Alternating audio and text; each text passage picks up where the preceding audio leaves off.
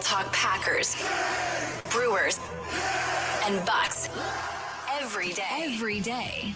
It's Wisconsin Sports Daily with Steve Sparky Fifer, served up by Wendy's on 1250 AM and 105.7 FM The Fan. Download the Wendy's app today.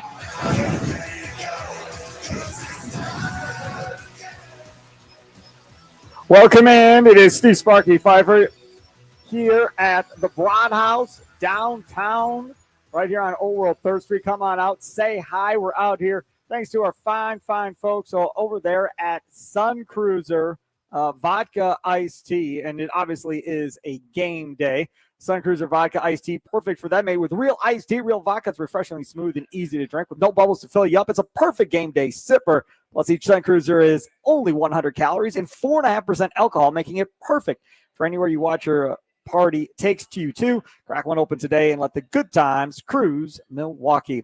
Coming up on today's show, lots to get to. More Micah Parsons conversation, obviously. Get into some interesting comments made by Dan Campbell, the Detroit Lions coach, ahead of this game against the Green Bay Packers at Lambeau Field coming up this weekend. We'll talk about that. You heard Mitch Thunder Nellis talking a little bit about this investigation into the Clippers and Kawhi Leonard, with which I call NIL money, essentially, the NBA form of NIL money. We'll get into that here in the first hour. In the 3 o'clock hour, we'll also talk a little bit about Terang and Peralta, both being named NL Player and Pitchers of the Month. And we'll talk about just how important that is to you and to the Brewers. And then the 4 o'clock hour, we'll hear from Matt LaFleur. He talked a little bit earlier today. We'll jump into that as well. And really, at the end of the day, does a Parsons trade make this Super Bowl or bust now for the next 4 years for the Green Bay Packers? That comes up in the 4 o'clock hour. But again, out here at the Broad House on Old World 3rd Street, come on out, say hi, hang out with us, take a shuttle to and from the game as well. Great food, great drinks, great service, smiling faces all over the place out here at the Broad House. Come on out, hang out. Plus, we have Sun Cruiser shirts, so you can come grab one of those. We got koozies, we got hats, we got the Relief Pitcher fan T-shirts as well. We got some stress balls, we got sockets for your phone, we got the bucket hats, we got some fan bags out here as well. All kinds of stuff for you to come out here and take advantage of at the Broad House. Come on out again and say hi. Charlie Usen, unfortunately, is not here. He is back in the studio. What's new? Well, nothing's new, but it is powered by the Potawatomi Sportsbook. Charlie sounds down and out. If working with Thunder, it's going to make you depressed, I will put Tommy on that show from now on, Charlie. That's not what makes me depressed. It's just that, maybe I want a good brat every once in a while or some good food, and I never get to go down and have the good food. You guys always eat and have fun without me. Let the record show that when I'm on remote and I am doing a show, because I was asked before the show, hey, do you want something to eat? I don't like spitting food into my microphone because I think that's disgusting. So I tend not to eat while I'm doing my show. Now, my guy Van here, he's got a full meal that he already ate and had a beverage and so forth. So Van is definitely going to eat up and drink up while he's down here setting up and doing our event with us here for the promotions department. I want to talk about this initial Packers depth chart that is out there today and really kind of look at it, because Jordan Morgan is not the starting left tackle, Charlie. It is Rasheed Walker at the end of the day. Surprised by that or not so much? Not surprised one bit at all. Rasheed Walker has had that job. Jordan Morgan, yes, went out there and played all right in the preseason. As we heard, Andy Herman was very excited about his level of play. Never felt like there was going to be a real competition there as long as Rasheed Walker was going to be healthy and ready to go on the field. Andy Herman said that Rasheed Walker got outplayed, if you remember that correctly, by Jordan Morgan. Rasheed Walker, I think, played 4 days of practice, maybe the entire training camp at the end of the day. But either way, so Rasheed Walker is at left tackle. I don't think that was too much of a surprise. Micah Parsons starting at end opposite of Rashawn Gary. I don't think that's too much of a surprise. I think the one area where I guess I was kind of surprised was the fact that they didn't make Jordan Morgan start on this offensive line in place of Sean Ryan at right guard. I thought for certain that Jordan Morgan would get put into and said that he is one of the best five, so he is going to start and play. And they, as of right now, going into week one against the Lions, decided not to do that. And right now, Jordan Morgan is listed as only the backup left tackle. Yeah, I thought it was pretty interesting that Jordan Morgan wasn't also labeled as one of the backup guards potentially too, where they would have him in multiple backups, and that like a guy like Sean Ryan is listed twice on this depth chart as the backup center as well. Again, I just feel like Jordan Morgan's a guy you want to be able to give those opportunities to. And the fact that you aren't just based off of initially what we're seeing here is a little strange in my eyes. This is the other thing, too, about this. Clearly, they're not bringing back Rasheed Walker, right? Once you make the trade for Micah Parsons, that message, I think, if it wasn't sent already, probably is clearly sent now that they're not investing $15 to $20 million, whatever that number ends up being, for Rasheed Walker at left tackle. You have to believe, or at least I believe, that they are going to rotate Morgan and Rasheed Walker. Now, maybe they do it against Detroit. I don't think I would, but maybe they do it right away in week one. But at some point, they're going to rotate. And as soon as there's a game where Jordan Morgan maybe outplays him, I think then Jordan Morgan ends up with that job.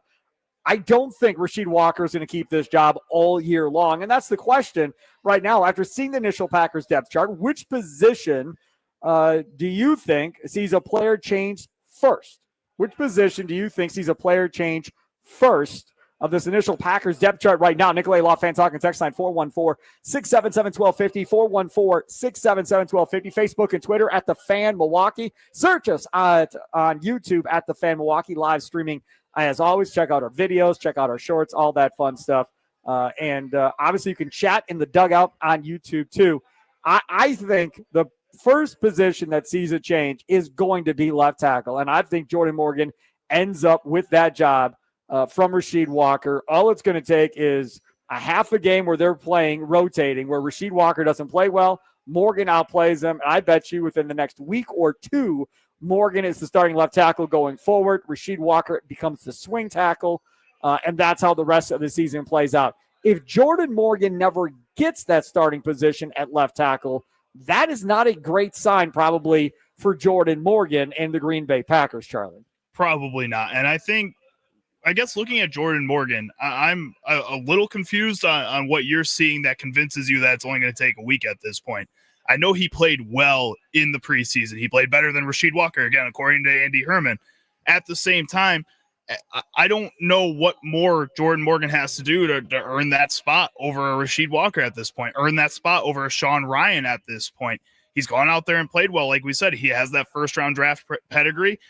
He's a player that I think this is the year that you have to start seeing something from him on the field, and I don't really want that to be in a rotational sense. I want Jordan Morgan to be out there and be a part of this offensive line. And if they don't believe that going into the season, after 1 to 2 weeks, I don't think their minds are just going to automatically be changed. This is the thing. It's not about automatically changing minds. It's about a necessity. Like, this has to work for them. If Jordan Morgan isn't the guy by the end of the year, what are they going to do? What's the option? The option is they're going to have to go back into the draft. Oh, wait, they don't have a first anymore. They're going to have to go back into the draft and either find a left tackle that way or take somebody on that line currently and try and move them over to the left side and see if that works. Whether that's Belton going to the left side or they think his feet can make it there, whether that's moving Tom to the left side, they think his feet can make it. This is a necessity. Like, Jordan Morgan has to work out for this Packers team to set them up to not have to worry about that position for the next 3 or 4 years. It has to work this year. I just feel like has to is a little strong for a guy, again, that I don't think, based on what we're seeing in this depth chart here, they believe in him any more than an Anthony Belton, any more than a Sean Ryan, basically, at this point. And because of that, I would say, no, it doesn't have to change just based off of the talent that's on the field right there now. Now, yes, it kind of has to change because they spent a first-round pick on him, and that was a little bit of an aggressive move for this team at a position that wasn't in an immediate need. I think that's where you kind of question it a little bit, but from the talent that he is, no, you don't have to get him on the field because what we're seeing is that he's not that much better right now at this point in his career than the other 5 guys on the field. All right, let's do this. Let's make this interesting. All right, let's make this interesting on the air. Let's call up the Packers schedule here for 2025. Out here again at the Broad House downtown at Old World 3rd Street. Come on out, say hi. Brewer shuttles to and from the games. Have a Sun Cruiser vodka iced tea while you're here. Hang out. Got all kinds of free swag to give away. Sun Cruiser shirts, hats, koozies. Got the relief pitcher fan T-shirts to give away. Got some bucket hats from fan phone sockets. Come on out, say hi out here to 5 o'clock today. All right, let's look at the schedule. So let's see. They open up against the Detroit Lions. Then it's the Commanders on Thursday night, then at Cleveland, then home against the Cowboys, then their bye week. Then they come back against the Bengals. I'm actually going to that game. Looking forward to that game. Then home against the Bengals. Then at the Cardinals versus the Steelers. So let's see here. That bye week is after week 4, right? Yep, week 5. I'll say by the time they come out of the bye week, Jordan Morgan has a left tackle job. So by the time they get to that Bengals game on October 12th, I say Jordan Morgan has a left tackle job. Agree or disagree? I will agree on a condition. Oh, Lord. If the Dallas Cowboys kill Rasheed Walker in that game, because I think that's, looking at this, the first defense that they're going to face that's not going to have a really strong pass rush, now that Micah Parsons is not there, then yeah, I think there's a shot Jordan Morgan is that left tackle. I think if Rasheed Walker is good enough, doesn't give up 2 or 3 sacks against a really bad defense, it may take a little longer than that. I think you're looking at a couple other opportunities for them to play bad pass rushing defenses in Arizona and Carolina and see how that goes before you even give Jordan Morgan a chance. Again, if they're not giving Jordan Morgan the chance now, I just think it's going to take a lot to see from Rasheed Walker, a lot of negative to see from Rasheed Walker in order to put Jordan Morgan into that line. Q on the Dugout YouTube chat right now says, I think he'd play Walker just to get his trade value up, recoup some draft capital. I can't imagine they trade Rasheed Walker. Like, first of all, what are you going to get for Rasheed Walker? He's in the last year of his deal. Then he's going into free agency, right? They're not going to franchise tag Rasheed Walker. So if you're trading for Rasheed Walker, you're trading it for him with the idea you're going to extend him. If the Packers said today, okay, Rasheed Walker's on the block, we're starting Jordan Morgan, and we're going to get some of our trade capital back from giving up 2 ones. What's Rasheed Walker get you? 3rd? Yeah, I think 3rd? at best. Like, that's like 3rd if at your best. left tackle is hurt, or maybe you're the Bears and you don't have one, maybe it's a 2nd, I guess, if you're desperate for a left tackle. But I can't see it being higher than a 3rd round pick. And that's knowing that when he hits the open market, Rasheed Walker is going to be middle of the pack and left tackles getting paid. He's going to be somewhere in the area of $15 million a year. He's not going to be a top guy, but I think a 3rd round pick makes a lot of sense. Here comes Chef Himbad0506 on YouTube, says 3rd round pick to the Chargers or the Jaguars. Done. Sold. If the Chargers or Jaguars offered up a 3rd round pick, and if you're convinced that Jordan Morgan's that guy, I think you maybe do it. And you can be mad that they're giving away their depth, and I get it, because they would be screwed then if Jordan Morgan went down as far as what they're doing at left tackle. But if Rasheed Walker's not going to play, and he's just going to sit on the bench, and you can get a 3rd, I think you have to consider that, Charlie.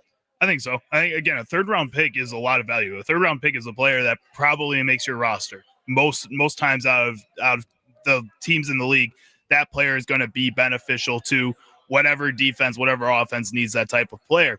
What if I turn this around and say, you know what, it's now a 2nd round pick and maybe a backup offensive lineman for a Jordan Morgan from the Jaguars or Chargers, and then you go and re-sign a Rasheed Walker for that $15 million you're talking about there, because now you won't have to worry about paying a future first or former 1st round pick in free agency in a Jordan Morgan, because he's not in this lineup right now as we speak. He is not in that starting 5, and apparently he's only in one position on that back of the depth chart.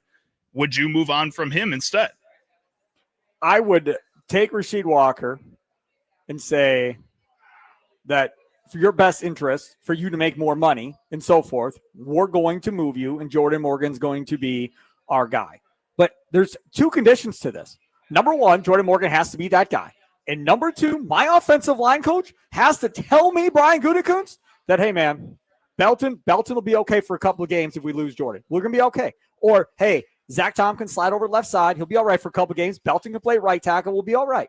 But I got to hear that from my offensive line coach. Because if this goes wrong, if this goes sideways, I'm going back after that offensive line coach going, dude, you told me we were good, and it's your rear end now if this doesn't work out at the end of the day. I got to have reassurance that these guys are ready. Because if my offensive line coach goes, no, Tom is not ready to go to the left side. That's a completely different position. You've talked about that before, the steps and how completely different that is than right tackle, Charlie. You've done it. And then if Belton's not ready, and Belton had moments where he looked ready, and Belton had moments where he looked like he was a rookie. So if the offensive line coach isn't bought in on Belton, then maybe you're stuck and you're not able to trade him. Which would be really tough. I think that if you're this Packers team, what you're looking for out of one of these either rookies or the veteran players in a Rasheed Walker or Sean Ryan is finding some kind of value out of those one guys, because now you're going to have to start making more definitive decisions with this group. You paid Zach Tom. You have Elton Jenkins on this line, who's a solidified star, if we're being completely honest, in that Packers front five. Now you have to find those other pieces around them. And if some guys aren't going to work out right away, or some guys are going to work out right away, you have to start solidifying that around those players as well. And right now, if you don't feel like Anthony Belton can step in at any given point and fill a spot like we saw last season on the Philadelphia Eagles, where you have a Mekhi Becton slide over to guard for the first time in his entire playing career and was just able to step in right away and play that spot. Until you feel like you're that comfortable, you have to keep trying guys and giving different guys opportunities to where you have that certain group or the certain archetype of player to fit next to the keys that you do have in that group. And again, if Jordan Morgan isn't going to be that, if Rasheed Walker isn't going to be that, if Anthony Belton isn't going to be that, then you need to find situations where they can be that, and maybe that's on another team. Steve Sparky Fifer with you out here at the Broad House, Old World 3rd Street. Thanks to our fine folks over there at Sun Cruiser, Vodka Iced Tea. Come on and have a couple of those. Get a shirt, hat, koozie. Got the Relief Fan T-shirts out here, Relief Pitcher T-shirts out here, courtesy of the Fan. Got the Fan bucket hats out there, the Fan bags, the sockets for your phones, all that fun stuff going on out here at the Broad House. Would love to see you out here and talk more about this Packers situation. It's Wisconsin Sports Daily, served up by Wendy's. Live from the 1250 AM at 105.7 FM, the Fan Studios, powered by the Potawatomi Sportsbook. Steve Sparky Fifer with you. Time for our fan weather forecast. 64 degrees, cloudy skies right now. Looking through the rest of the evening, it does not look like much rain in the forecast, which is beautiful.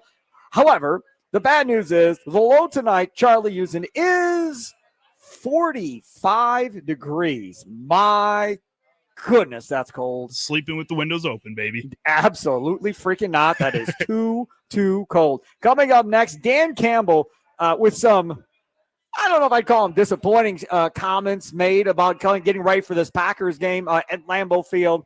But things as I am as an older person, I wasn't really a big fan of what he had to say. We'll talk about that coming up next.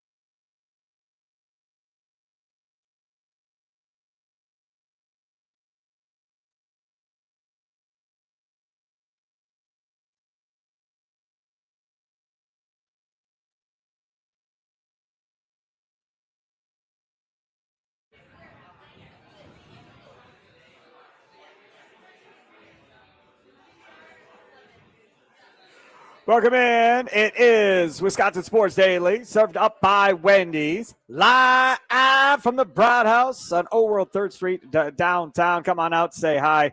They got all kinds of tables and chairs, picnic tables outside, inside here. Come on out and hang out here as well. Have your Sun Cruiser vodka iced tea, baby, as we get ready for the game coming up between Milwaukee and Philly. Tonight, it's made with real iced tea, real vodka, refreshingly smooth and easy to drink with no bubbles to fill you up. It's the perfect game day sipper. Make sure to take advantage of that.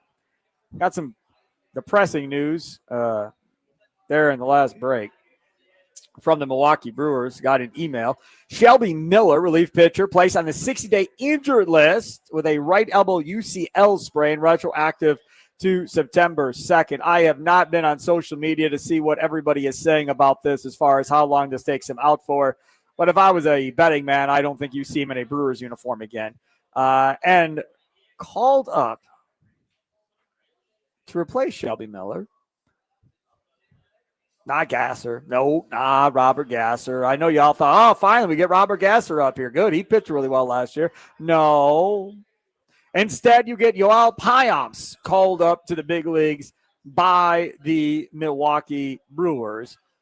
I will tell you right now that Yoel Payamps' numbers in Nashville for this year, a 4.73 ERA in 27 games, 26 and 2/3 innings to this point.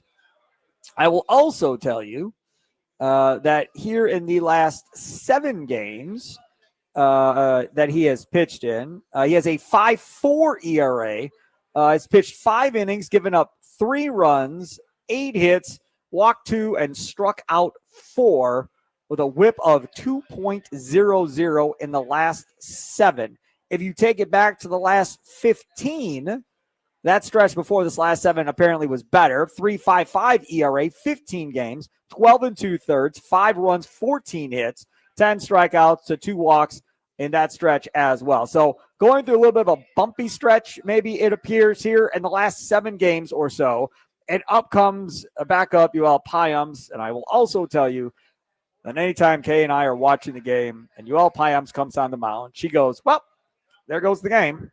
Every single time she sees him. And we were watching the other night Nashville play. I remember I told you about that. I was watching Churio and Rhys Hoskins.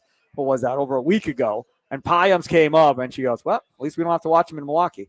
And I said, oh, that's good news. I don't have the heart to tell her. I think I'm going to wait till I'm home and in person to tell her that Payamps is back on the team. Sounds like she's got the jinx powers too, Sparky. I think that sounds like you rubbed off on her. Payamps and Peguero were the two that seemingly every time she was watching a game and they came in, they gave up runs. And I don't know what it is or why it is, but I kept telling her, like, he's not that bad. He's not that bad. She's like, every time I watch him, he gives up runs. And I okay, well, maybe, but I'm not overly excited by bringing Payamps up into this bullpen for Shelby Miller. You definitely did not upgrade the position. And I realize Shelby Miller has not pitched well since the trade, since they acquired him. I get that. But Payamps doesn't give you a sense of confidence when they call him in from the bullpen right now, and especially not if they have to use him tonight or tomorrow against Philly, Charlie. No, not really. But also, again, like you said, Shelby Miller hasn't exactly been a shining ray of hope in that bullpen at all either at this point. So, yeah, it's not getting much better, but really, is it getting much worse? I think as long as you're staying afloat, as long as you have an arm in that bullpen so that you're not overusing your rebase, so that you're not overusing Koenig like you have been, it's something. We'll take it. No, you pretty much just said, well, it's a warm body. That was pretty much what you just said. Well, it's a pitcher. Yeah, because I do think Robert Gasser is going to come back at some point here. I think this is really, again, just a warm body, like you said. Okay, speaking of warm bodies, I wasn't going to do this to you, but since you pretty much wanted to say, well, it's a warm body, shut up. Let me explain to you, speaking of warm bodies, a little nugget I found out on your Cubs. This was from yesterday, I think, maybe. Cubs deadline additions with their team. Andrew Kittredge has pitched 12 innings with a 4.5 ERA. Taylor Rogers has pitched 9 2/3 innings with a 6.5 ERA. Michael Soraka, 2 innings with a 4.5 ERA, and he got hurt, correct? Isn't he hurt? Yep. Yeah, and then Willie Castro, the guy that some of you Brewers fans wanted, not me, but some of y'all wanted him. He is hitting a robust 153 with a 167 on base and 237 slugging. Yes, he had a big hit against the Brewers. I know. But that is 4 warm bodies currently in Chicago, Charlie. But they signed Carlos Santana, so it's okay. They're going to be fine. He might get a big hit for you in the postseason. He might. He's not doing anything. He's got some pop. Carlos Santana's got some pop. How does that help fix the 3 pitchers that you traded for that none of them are pitching well now at this point? Like, that doesn't help anything. Yes, that's another warm body. Cubs are really good at just adding warm bodies. Yeah, that is it. Yes, they're pretty much good at adding warm bodies. So there you go. Yoel Payam's called up by the Brewers. He replaces Shelby Miller on the roster. The UCL spraying again.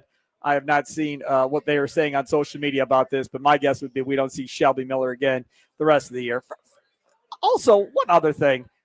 When you get to be that old and you've been around as long as Shelby Miller, at some point you just go, I don't want to go through all this rehab. I want to go through all this stuff. I'm done. See ya. And I don't know if that's what happens here, but I think we're getting close to that point. Anton in the dugout in the YouTube chat says, Milwaukee, do you think there is a major concern with our bullpen, especially as we head into a playoff run? Do we have the staff to go deep? Ask Anton on the YouTube dugout chat, Charlie. Yes, I do think they have the staff to go deep, and that's because the way that they configure the bullpen, the way they configure the starting rotation, they'll move some of these starters into the bullpen. I think Jacob Mizorowski is going to help a lot in that bullpen, which is probably where he's going to be at this point. I think you get a Robert Gasser at some point here who's going to be a fresh arm, and hopefully he can stay healthy within that group too. But I think there's going to be a lot of just really strong arms that, yes, have been overpitched a little bit to this point, but at the same time, they're talented. And I think in a moment where they are going to have to go out there and pitch, tiredness comes after the moment. And you have this kind of adrenaline that if you are a good enough arm, you'll be okay even if you're tired. The other part about this too, about this bullpen, as we sit here today, if we're just being honest with ourselves, who do you trust? Like when they walk out onto the mound from the bullpen, who do you sit back and go, okay, we're good, right? How many of those guys are there right now? Not meaning that you won't trust them in the playoffs. I mean just right now, beginning of September, who do you trust when they go out of the bullpen onto the mound? For me, it's Uribe. Canning has pitched well, so I would say Canning today because he's pitched much better the last 2 or 3 outings. Nobody else? Yeah. Ashby and Mears are in the conversation to be that, but they both have had their Mears had an issue here in the last game he pitched. Ashby has been really reliable for the most part to this point. So I guess Ashby would be the other one, right? So Ashby, McGill, Canning. That's where my list is at right now. Yeah, I would say that's about where mine is sitting at as well. I think that even though you've had a shaky start from a guy like Nick Mears, I also feel like, or not a start, appearance from Nick Mears, I also feel like that unless you are going perfect throughout the season where you're like an Eric Gagne getting Cy Young type of discussion, Darren O'Day getting Cy Young type of discussion, most relievers are not going to have that perfect of a resume throughout the season, and that they are going to have their games like Nick Mears had the other night.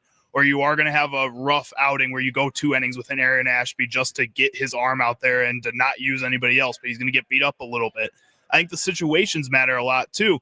And I think with a Nick Mears, with an Aaron Ashby, despite them having their moments where they're not great, I still believe in them, and I still aren't going into one of their appearances going, oh no, it's over. Like we were talking about with Paguero or Payams.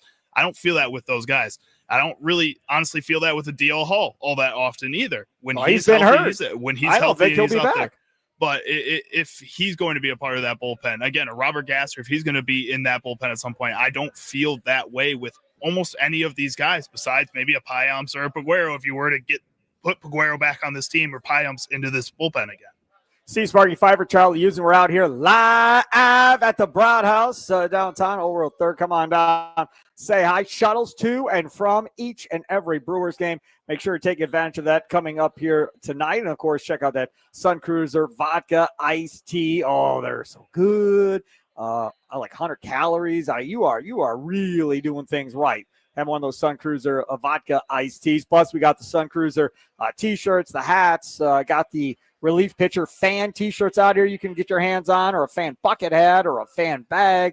all kinds of stuff out here. Come on out, stop out at the Broad House. Say hi if you're down in the downtown area. People all fired up down here at the Broad House. This is the thing, right? So I'm going to put you into this, Charlie, with me, whether you want to be or not, but we believe that Chris Hook is really close to God, right? I mean, he's real close. Him and God are real close to each other on a real close basis. Let's just say. Yeah, I'd agree with you on that. Yeah. Okay. This dude, man, everything he touches, he fixes.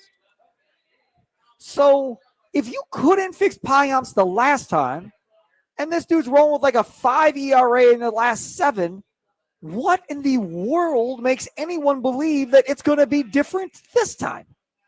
I think that last season we saw Payamps be a pretty steady part of this bullpen and be helpful to this group and be a good 6th, 7th inning guy for that bullpen. And I think that's part of the reason that, yes, this season he hasn't shown that same type of production. Do you remember what Payamps' numbers are for this season? Payamps' numbers for this season. He has an 8.35 ERA this year in the major leagues. He's given up 17 earned runs in 18 innings. 3 home runs in 18 innings. Man, there is nothing remotely close to any type of belief that this is fixed. Again, he's a warm body. You're this again. Doing this to have somebody out there while you get through these injuries, and you do that based on what he did, again, last season for this team when he was in this bullpen. Yeah, this season he's not good, but if you just need somebody to be in that rotation to pitch a game or two in these next couple of series where you are getting killed for some reason in one of these games maybe, and you need a Tobias Myers to go and pitch his 2 innings, Payamps is just in that same boat. And yeah, he was pretty good last season, so you give him a shot over somebody who you have no idea how he's going to do when you bring him up. If you love Wendy's classic chocolate vanilla frosty flavors, there's some big news. They're all new Frosty Swirls and now Frosty Fusions. It's the same creamy treat you've always loved, now with a flavor refresh. So what are these new flavors? Okay, well, we've got the Frosty Swirls, strawberry, brownie batter, and caramel, and the Frosty Fusions, Oreo brownie, caramel crunch, and Pop-Tart strawberry. So check in for sweet treat time with Wendy's, all new Frosty flavors, a refresh on a classic.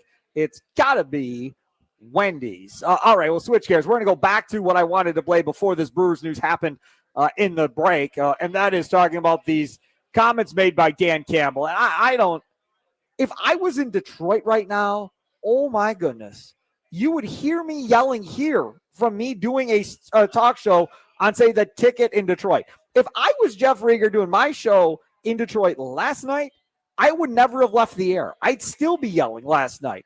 And as a Packers fan, as an old guy, I'm kind of disgusted by the whole thing, what Dan Campbell did yesterday. We'll talk about that coming up next. Wisconsin Sports Daily, served up hot and fresh by Wendy's. We broadcast live from the 1250 AM 105.7 FM The Fan Studios, powered by the Potawatomi Sportsbook at the Broad House. Shuttles to and from every Brewers game, including tonight. Come on out, hang out.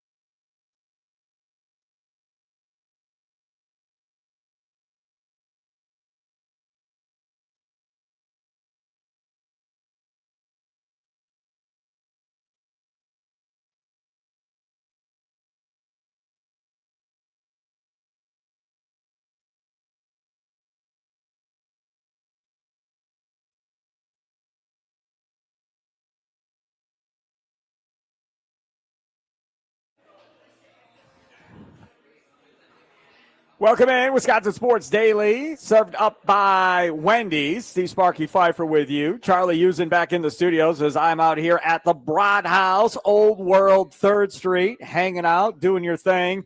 Come on out here. Sun Cruiser Vodka Iced Teas going down nice and smooth out here.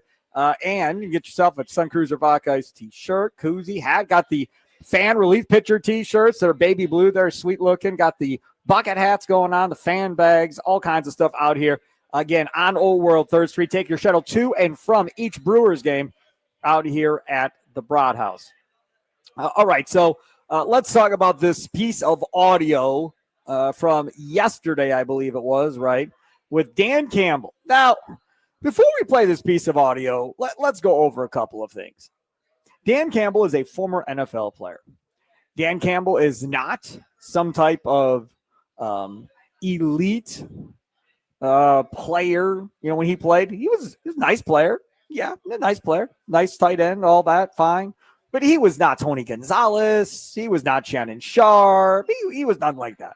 But the one thing that Dan Campbell did bring was a great attitude, always played 110%, all of that, right?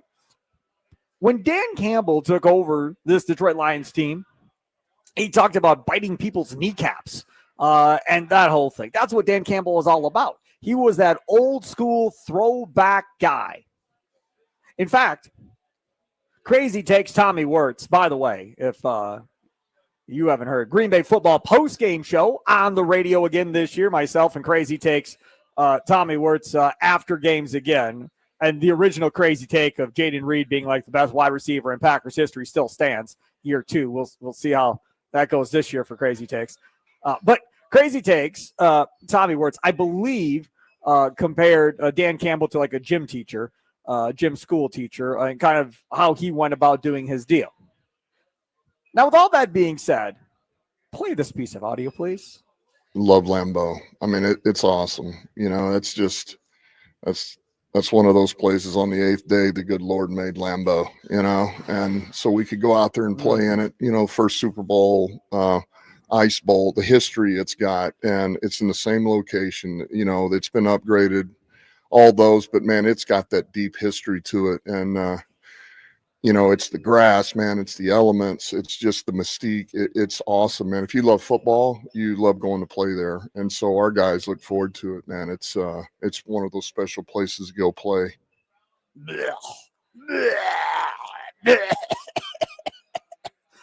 Give me a break, dude. Stop with this nonsense. Listen, first of all, you would think that was the Packers head coach that was talking right there. You would think that dude coached the Green Bay Packers. That was Jordan Love's head coach. That's the dude that just landed Micah Parsons in a trade for the Packers.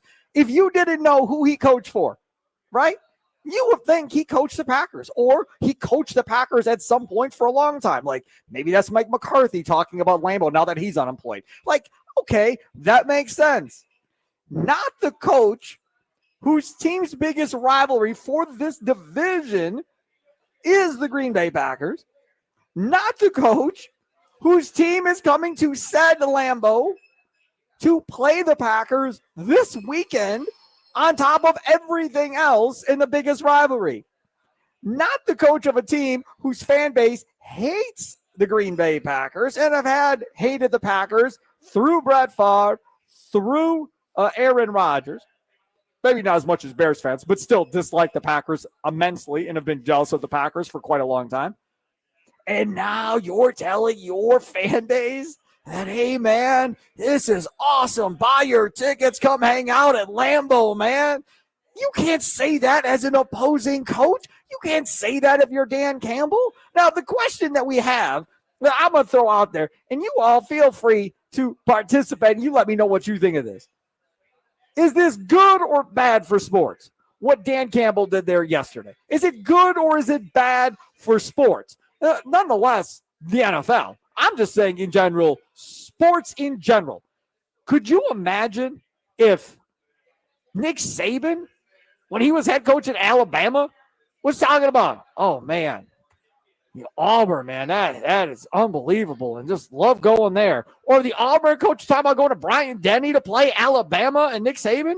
Like that, everyone, Gus Malzahn, when he was the head coach at Auburn, talking about Brian Denny and Bear Bryant and the history of Alabama, and oh man, he would have been fired that day by Auburn. See ya, you're out of here. We aren't listening to the praise of our rival and so forth.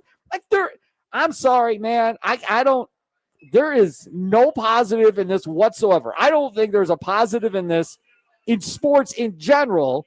From my perspective, like this is not how you talk about a rival team. Nicolay Law Fan Talking text line 414-677-1250, 414-677-1250, Facebook and Twitter at The Fan Milwaukee. Sound off with a recorded voice message on the Odyssey app. It's Wisconsin Sports Daily, served up by Wendy's, live from the Fan Studios, powered by the Potawatomi Sportsbook. Charlie Usen, is this good or bad for sports? You're such a curmudgeon.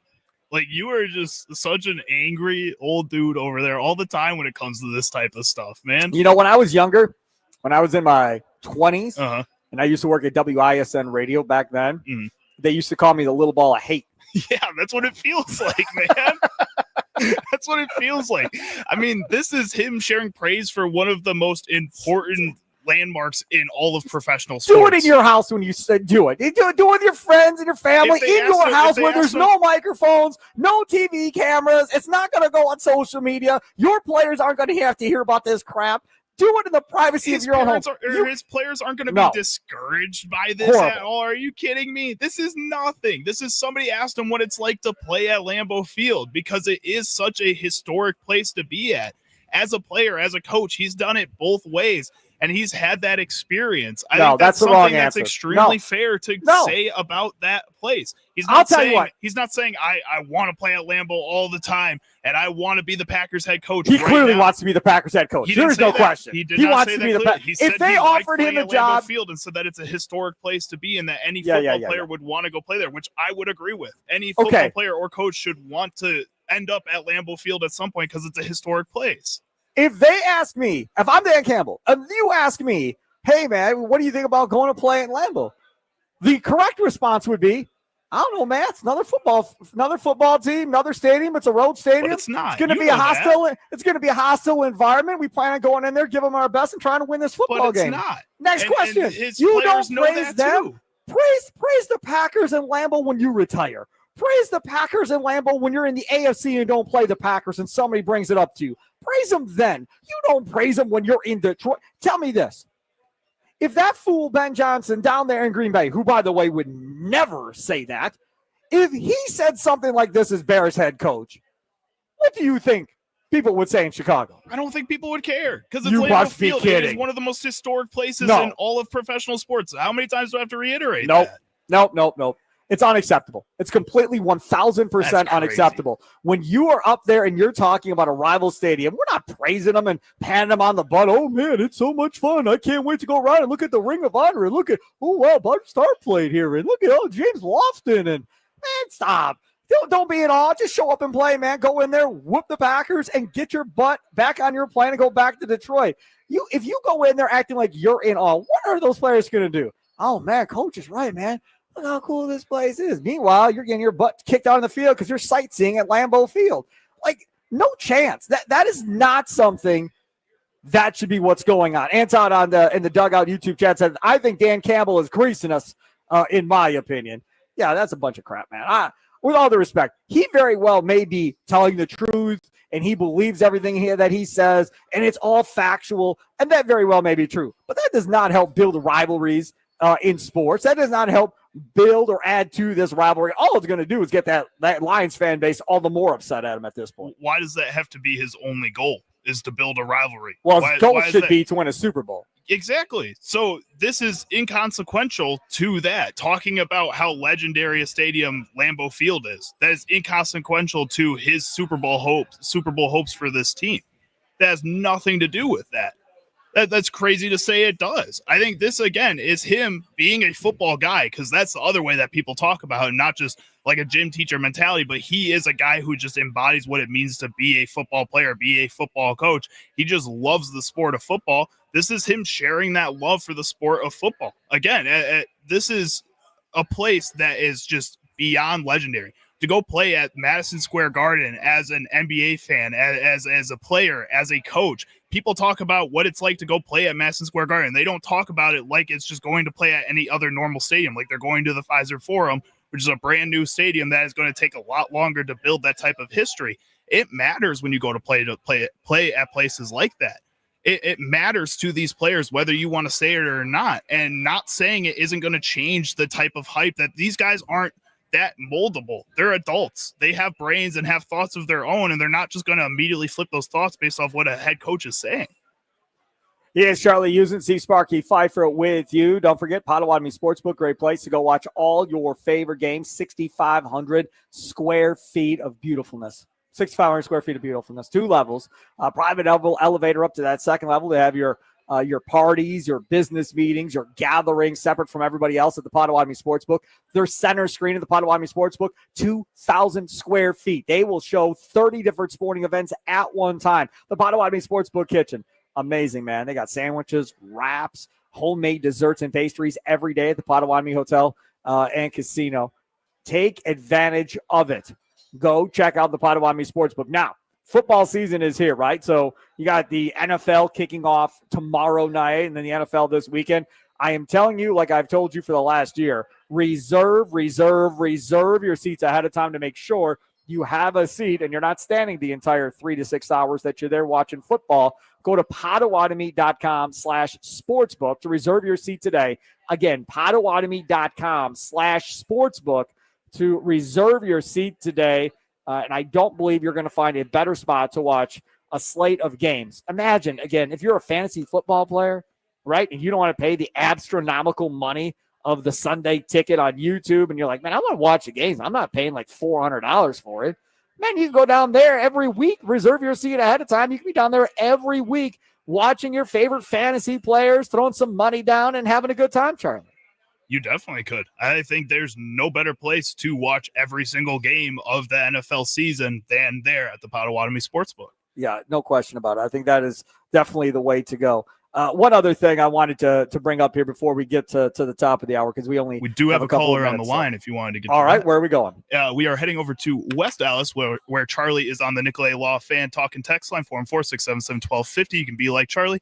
Charlie, we are talking. This better not be you on a cell phone. It is not. Offline. It is somebody completely else. Okay, all right. What's up, Charlie?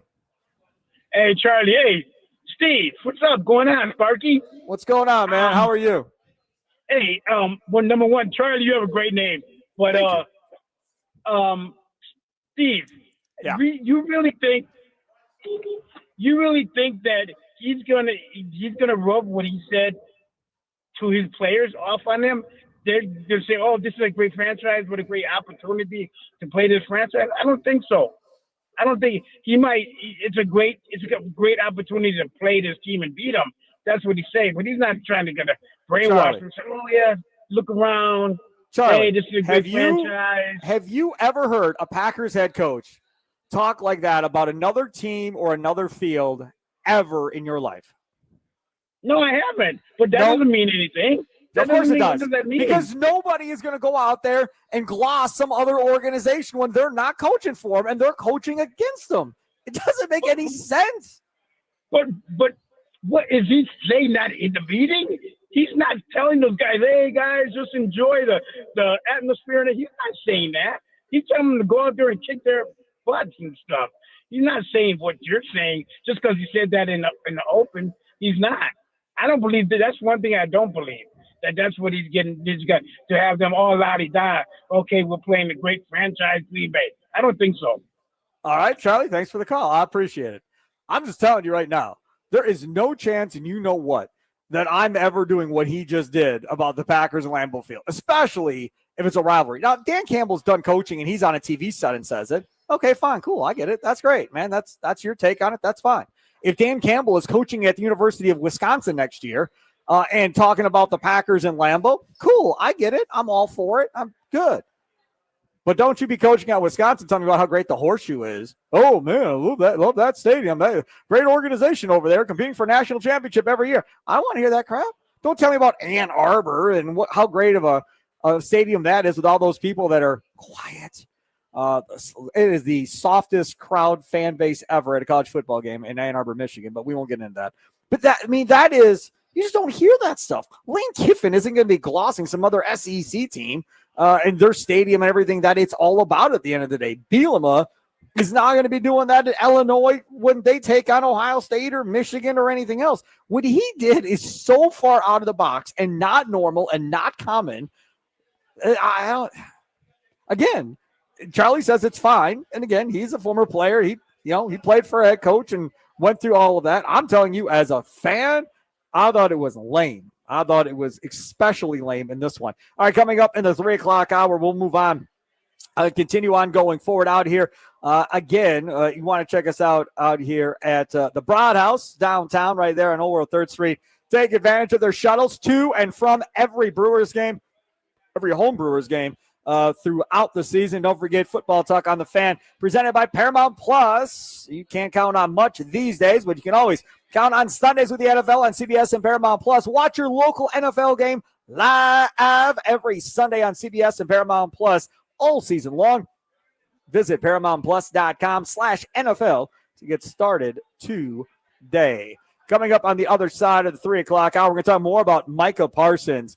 And how concerned are you by Micah Parsons being possibly having possible off-the-field distractions with the Packers? Plus, I got to touch on listening to Mitch Nellis and Charlie Usen before this show on Middays with Thunder, listening to Charlie and Mitch go back and forth about Micah Parsons today. I also have to talk about that. That's coming up straight ahead. It's Wisconsin Sports Daily, served up by Wendy's, live from the Fan Studios, powered by the Potawatomi Sportsbook. Sparky with you.